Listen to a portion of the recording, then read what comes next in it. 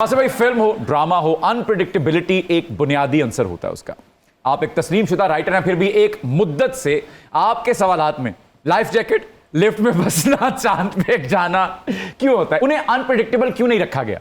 अगर मैं आपके इस सवाल को इस तरह चेंज करूं कि आपको जो अनप्रिडिक्टेबिलिटी लग रही है वो मेरा ट्रेडमार्क है, ओके, तो ट्रेडमार्क नहीं आप नहीं छोड़ सकते। ठीक है। आपके पास कितनी लाइफ जैकेट्स इकट्ठी हो गई है? यार बहुत है अभी। अब तो खैर अभी आजकल तो मैं नहीं कर रहा। Okay. मैं जरा ब्रेक पे हूँ लाइफ जैकेट से। लेकिन अब तो लोग मुझसे पूछते हैं कि आपके पास अगर हो आपके पास हो तो क्या हो। मैं कहा यार चलो ठीक चले, है। मैं आपको ऑप्शन दे रहा हूँ। जी। आपके पास लाइफ जैकेट हो जी ठीक है। तो आप किसको देंगे? इफ्तिखार ठाकुर साहब को या कैसर पिया साहब? इफ्तिखार ठाकुर को। कैसर पिया आप ही फुल के रूप में। Exactly, आपने बिल्कुल जवाब खुद ही दे दिया। ऑल्दो वैसे इन दैट केस तो ठाकुर साहब भी फटी। तो मैं वैसे दोनों को ना दूं, अपने पास रखूं ही ज्यादा चांसेस है। ठाकुर साहब के बतौर वो एक बहुत जबरदस्त स्विमर भी हैं, आपको पता ही है। और पाकिस्तान के तमाम स्विमिंग पूल्स जो हैं उनमें वो स्विमिंग कर चुके हुए हैं। सबको गंदा कर चुके हैं।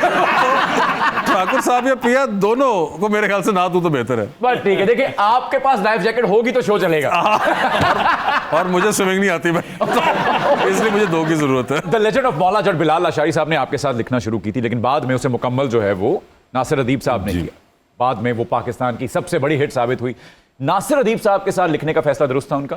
बिल्कुल दुरुस्त था।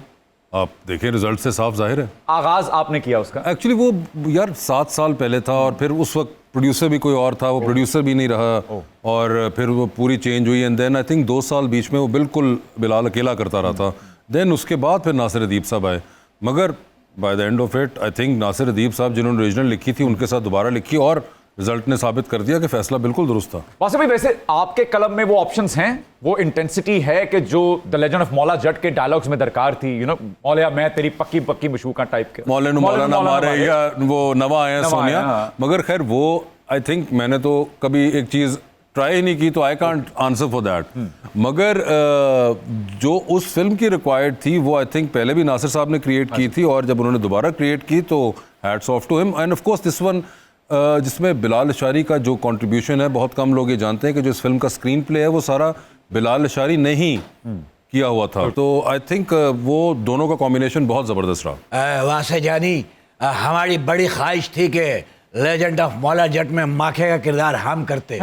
माँ कसम, हम बिच्छुओं का डंग ऐसे निकालते जैसे 9 मई के बाद पीटीआई का निकला है। लीचर कुमार मेरा मतलब है लेजेंड कुमार, तुम माखे जट का रोल नहीं कर सकते, फिर तुम्हें सिर्फ बिच्छू का रोल सूट करेगा, और वो भी वो जिसका डंग सफेद हो चुका हो। ऐसे बुजुर्ग बिच्छू का जब जहर खत्म हो जाता है तो गालियां दे के गुजारा करता है। वैसे आपसे एक बात कहूँ मैं, प्लीज। आप जब बोलने लगते हैं तो उससे पहले एक मुझे कोई इशारा रख लें मेरे साथ, क्योंकि वो आप जब बोलते हैं ना तो एकदम वाइब्रेशन मुझे फील होती है, तो वो मैं थोड़ा सा एकदम दिल मुंह में आ जाता है।